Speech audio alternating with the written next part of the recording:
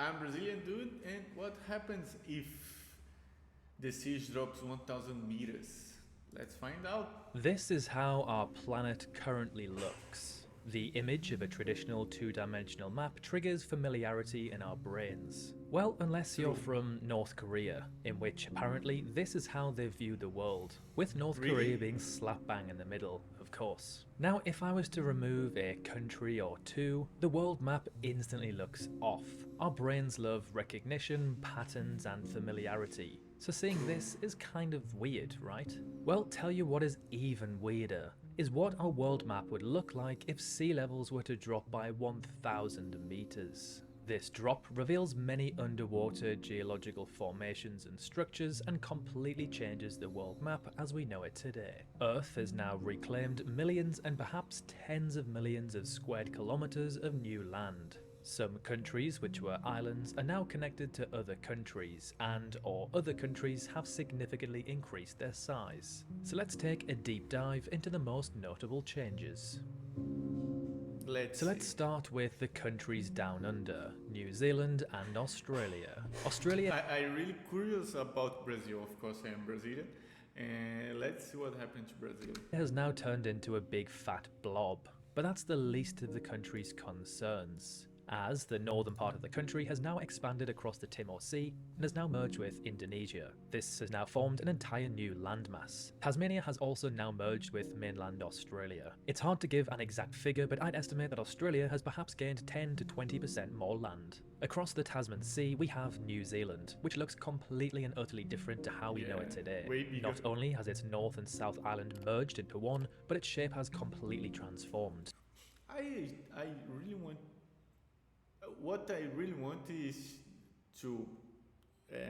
Sometimes English is just difficult to me. Okay, sorry, but cut this screen in two sides, and one side is the 1,000 meters, and not deeper.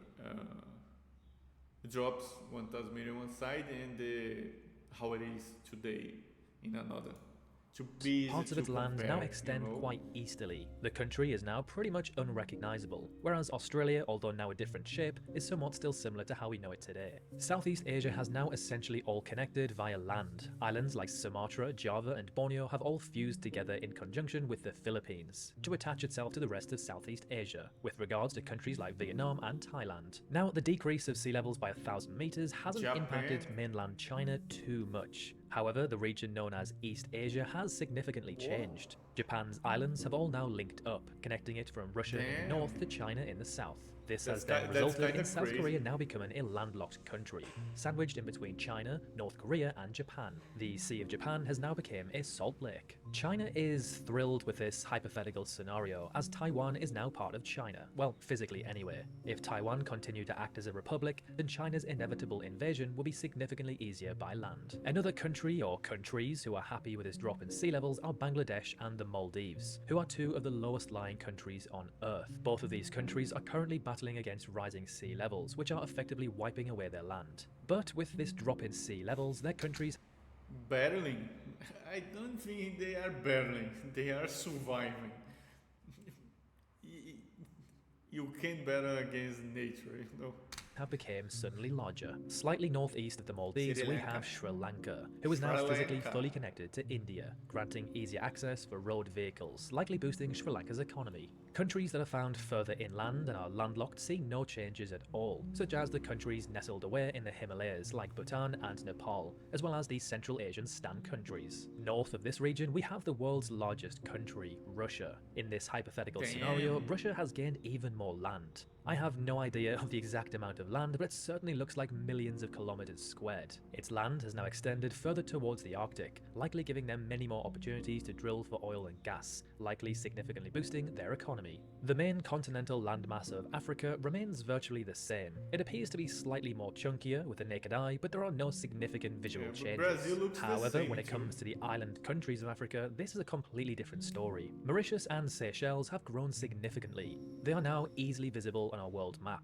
Mauritius especially has now become a much larger country, as its current size is only around 2,000 kilometers squared, whereas in this new world it is easily 20 or even 30 times larger. Another significant change relating to Africa is that Yemen, and therefore the Middle East and Asia, is now physically connected to Africa, to Eritrea and Djibouti. The physical land connection has also now closed the Red Sea off to the Gulf of Aden into the Arabian Sea, technically now classing the sea as a lake. Speaking of the Middle East, Saudi Arabia has now grown a decent amount. It is now absorbed where the Persian Gulf once was, turning Iraq, Kuwait, Bahrain and Qatar into landlocked countries. Another quite odd and unexpected. Guys, I'm not gonna lie, I don't remember the size of the countries. Sometimes he shows to me to try and figure out what changed.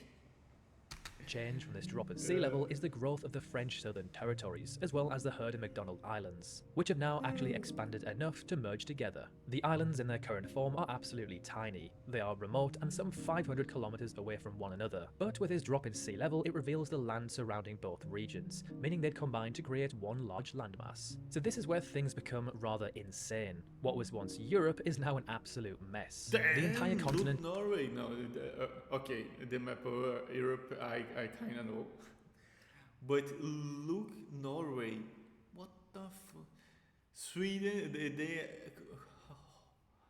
that's crazy. Look, United Kingdom, Ireland, Spain is way bigger. Damn. The Sweden don't have more access to the ocean. Denmark too. I really want to. Oh, the map's open. I was react to another video and I had to open the map of Brazil, but yeah, look, it's in Portuguese, but you guys understand, yeah? Noruega, Norway, look, damn, it's way different.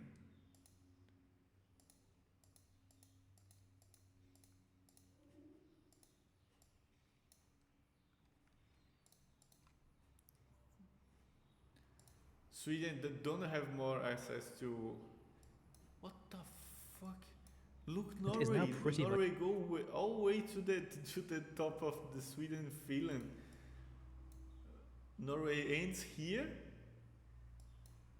but damn. connected and joined together. The North Sea, English Channel, Baltic Sea.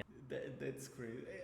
I know it's science fiction what you're thinking about here, but it's kind of cool to imaginate, you know. And other bodies of water have now disappeared and instead replaced by European countries as land, which has now made the continent pretty much one big giant landmass. The UK is now completely unrecognisable and has now joined up with Ireland, that's both Northern and the Republic of Ireland, which I'm sure the Irish will be absolutely thrilled about. This region here is in fact known as Doggerland, which was once a landmass that connected Great Britain to mainland Europe during the last ice age, around 18,000 years ago. As the climate warmed after the ice age, the ice melted and sea levels rose, which ultimately led to Doggerland becoming submerged as we know it today. With sea levels dropping by 1,000 meters, Doggerland would once again be exposed, creating this new region of which Western and Northern Europe are now connected. Scotland is now connected to the Faroe Islands, which are connected to Iceland, which is connected to Greenland, which is now connected to Canada, meaning there is a land bridge between North America and Europe.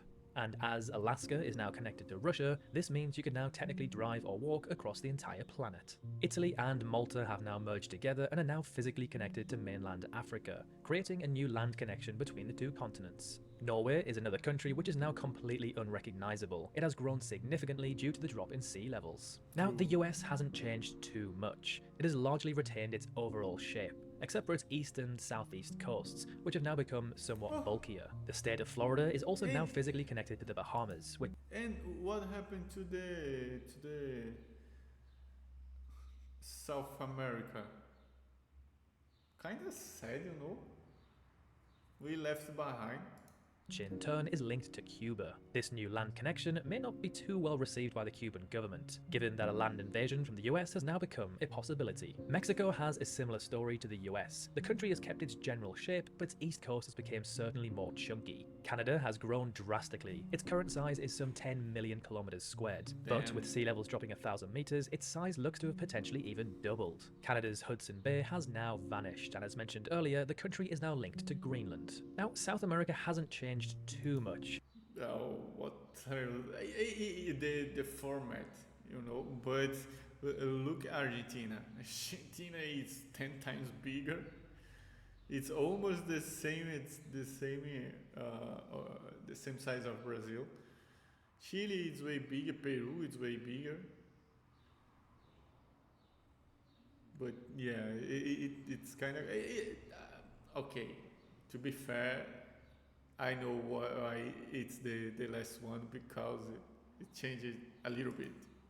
With the exception of Argentina, which has grown significantly. Yeah. The Falkland Islands have also grown quite a bit, which is now merged with Argentina. So that is what our world would look like if sea levels dropped by 1,000 meters. Now, which country do you think has changed shape the most? It's kind of crazy because it's not that different.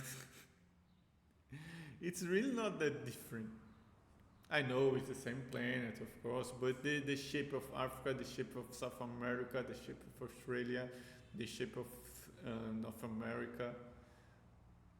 Okay, Europe changes a lot, but Asia kind of keep the same, you know. But yeah, it was kind of cool. What I didn't like about this video, I liked overall, but what I didn't like about this video was didn't show back and forth English, but yeah, didn't show the before and the after. No, before and after, of course. That was kind of lacking because I don't remember all the sizes of the countries. But yeah, that was the video, guys. I hope you guys enjoyed. So I'm gonna see you in the next time. So bye.